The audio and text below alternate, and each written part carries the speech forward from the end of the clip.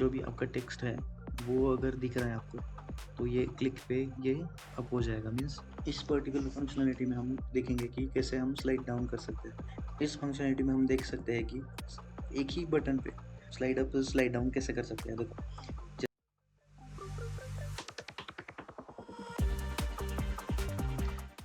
तो hello to everyone, welcome to V1।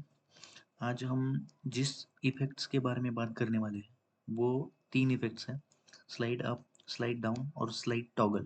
Okay, तो इन सब के बारे में हम प्रैक्टिकल बेस या प्रैक्टिकल से एग्जांपल लेके सीखने वाले हैं कि कैसे हम उसको यूज़ कर सकते हैं। ओके, जैसे हम पहले इंट्रो में देखा था कि स्लाइड अप कैसे करते हैं हम, मीन्स स्लाइड अप की फंक्शनलिटी कैसी है। तो स्लाइड अप कैसे काम करता है कि जैसे ही आप कोई बटन के क्लिक पे अगर आपको स्लाइड अप डालना है, तो उस बटन के अगर क्लिक करोगे आप, तो वो क्या करेगा, तो जो भी दिख रहा है आपको या डिस्प्ले फंक्शनैलिटी, आपने एक टेक्स्ट कुछ डाला है, तो उसको आप कैसे वैनिश कर सकते हो या उससे स्लाइड अप करके निकाल निकाल सकते हो उसको। स्लाइड डाउन क्या क्या होता है, उसके बारे में हमने देखा कि ये स्लाइड डाउन क्या होता है। जो भी नहीं दिख रहा आपको, जो भी डिस्प्ले नन की कैटेगरी में है, तो वो क्या करेगा, वो स्लाइड डाउन करते हुए धीरे धीरे से ग्रेजुअली वो दिखाई देने देने लगेगा आपको। ओके, और स्लाइड टॉगल क्या करता है, वो भी देखा था हमने एग्जांपल पे कि एक ही बटन के क्लिक पे वो दोनों चीज़ें करता है। स्लाइड अप और स्लाइड डाउन की दोनों चीज़ें वो एक ही बटन पे करता है। तो मैंने पहले से ही एग्जांपल्स मैंने क्रिएट करके रखे हैं, सिर्फ आपको मैं बताऊंगा कि कैसे वो वर्क करते हैं। ऑलराइट, तो देखो यहाँ पर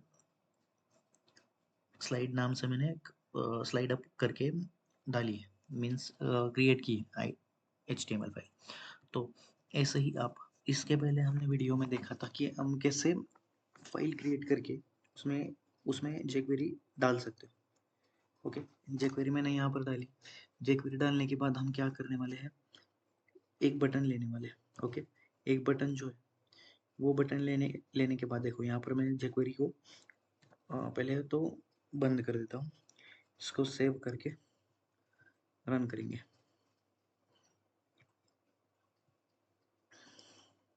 तो यहाँ पर दो चीज़ें आपको दिखेंगी, एक टेक्स्ट की फाइल है, एक टेक्स्ट का टेक्स्ट है और एक बटन है। ओके, इस बटन के क्लिक पे कोई फंक्शनलिटी वर्क नहीं कर रही है यहाँ पर। ओके, लेकिन हम क्या करने वाले हैं, बटन लिया है हमने जो जिस पे एक आईडी डाली है, और वही जो पी टैग है उसमें भी एक आईडी डाली है टेक्स्ट नाम से। तो यहाँ पर देखो हम कैसे वर्क करते हैं वो दिखाता हूँ मैं आपको। डॉक्यूमेंट डॉट रेडी के फंक्शन के एग्जीक्यूशन पे, मीन्स ये तो डिफ़ॉल्ट बाय डिफ़ॉल्ट आपको लिखना ही पड़ेगा। उसके बाद स्लाइड अप बटन, तो ये क्या कर रहे हैं, हम आईडी से बटन ले रहे हैं। बटन के क्लिक पे, क्लिक की फंक्शनैलिटी पे एक फंक्शन एग्जीक्यूट होना चाहिए। वो फंक्शन के एग्जीक्यूशन के बाद जो भी हमारा टेक्स्ट का आईडी है, पी का जो टैग में एक आईडी है, उसकी वैल्यू स्लाइड अप होनी चाहिए। तो इसके हिसाब से हमने फंक्शन लिखा है। तो इसको सेव करके रन करके देखेंगे। देखो जैसे ही ये बटन आप क्लिक करोगे तो ये स्लाइड अप हो जाएगा। ओके, यही थी फंक्शनलिटी स्लाइड अप की, ज़्यादा कुछ इसमें नहीं है, इसलिए मैंने प्रायरली सब चीज़ें लिखने के बाद आपको दिखा रहा हूँ। ओके, तो उसके बाद स्लाइड डाउन की भी मैंने फंक्शनलिटी एक ही थी। देखो वही चीज़ है, सिर्फ आपने क्या किया है, बटन के क्लिक पे क्या होना चाहिए, बटन का आईडी जो है वो कॉल होना चाहिए। ओके, बटन का आईडी हमने क्या किया है, बटन का आईडी लिया है यहाँ पर। उस पर अगर कोई क्लिक फंक्शन ओपन हो जाएगा तो एक फंक्शन एग्जीक्यूशन होना चाहिए। वो फंक्शन क्या करेगा, स्लाइड डाउन करेगा यहाँ पर। ये फंक्शन हम देखो, जैसे ही आप ये लिखोगे ना आपको मल्टीपल फंक्शंस दिखेंगे। तो स्लाइड डाउन आपको डायरेक्टली यहाँ पर मिल जाएगा। ओके, स्लाइड डाउन आप ले सकते हो। तो टेक्स्ट की जो वैल्यू है, तो उसको पहले स्टाइल लिखेंगे। स्टाइल क्या है कि पहले वो दिख नहीं रही है,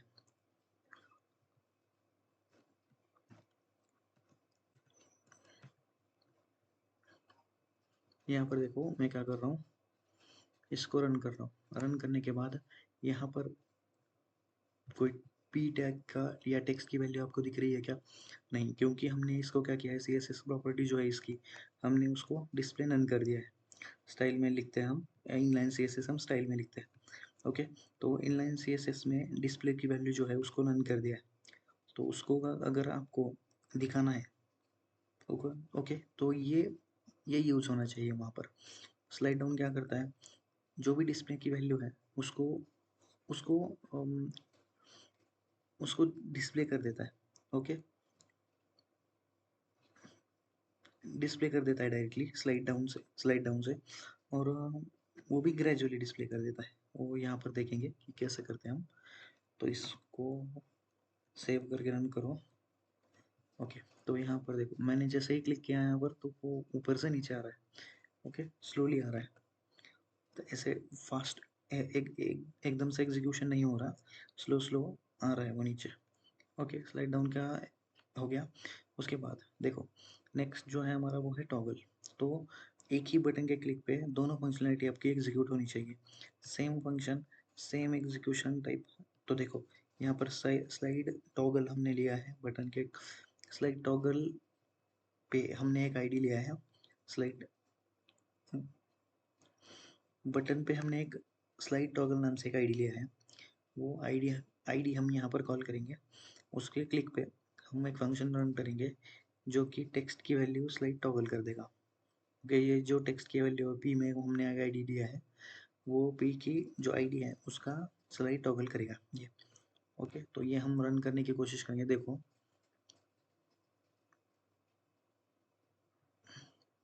जैसे ही ये रन होगा तो यहाँ पर देखो, वो फंक्शनैलिटी में हम क्या कर रहे थे, स्लाइड अप स्लाइड डाउन में एक ही बटन के क्लिक पे वो एक तो स्लाइड अप होगा या स्लाइड डाउन होगा। तो यहाँ पर क्या हो रहा है, डिस्प्ले हो रहा है और डिस्प्ले नन हो रहा है, डिस्प्ले डिस्प्ले नन। तो ये फंक्शनैलिटी बहुत सारी चीज़ों में आप यूज़ कर सकते हो। तो यही था बेसिक सिनेरियो की, हम कैसे मल्टीपल फंक्शनैलिटीज़ जो कि होती है स्लाइडिंग की, हम यूज़ कर सकते हैं। तो आप इसके बारे में थोड़ा पढ़ो, इसके बारे में थोड़ा और एग्जांपल्स आप खुद खुद से लिखो, तो आपको समझ में आएगा कि डिस्प्ले नन क्यों करते हैं हम। तो thank you for watching this video. ऐसे ही और वीडियोस के लिए subscribe to my channel. Thank you for watching.